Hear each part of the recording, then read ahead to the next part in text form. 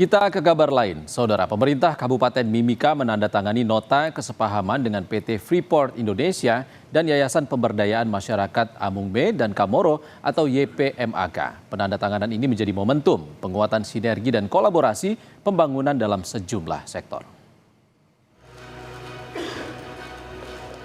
Pemerintah Kabupaten Mimika, PT Freeport Indonesia, dan Yayasan Pemberdayaan Masyarakat Amungme dan Kamoro atau YPMAK menandatangani 3 nota kesepahaman MOU untuk memperkuat kolaborasi serta keberlanjutan pembangunan kesejahteraan masyarakat Mimika melalui pengembangan ekonomi, kesehatan, pendidikan, infrastruktur, serta pemanfaatan tailing di Jakarta Rabu sore. Presiden Direktur PT Freeport Indonesia menyebut penandatanganan MOU menjadi langkah memperkuat kerjasama yang sudah berjalan. Dengan adanya MOU ini seperti tadi Pak Bupati sampaikan adalah bahwa untuk memperkuat kolaborasi yang ada selama ini sinergi sehingga tidak ada tumpang tindih dalam pembangunan. Jadi jangan sampai jalan sendiri-sendiri walaupun kami bersama-sama tapi ada beberapa program yang Freeport juga lakukan, YPMAK juga lakukan, pemerintah kabupaten juga lakukan. Nah dengan ini akan lebih sinergi, lebih terintegrasi dan terkoordinasi sehingga tidak terjadi overlapping. Pemkab Mimika menekankan kerjasama dengan PT Freeport Indonesia sudah terjalin mulai dari sektor kesehatan hingga ketersediaan air bersih bagi masyarakat.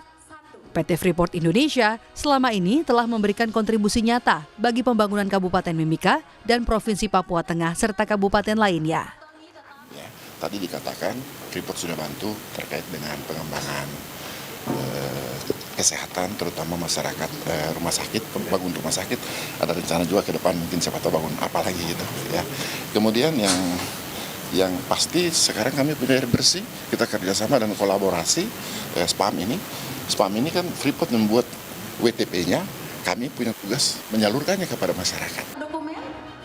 Kontribusi ekonomi PT Freeport Indonesia kepada Kabupaten Mimika tahun 2019 hingga 2024 mencapai 22 triliun rupiah.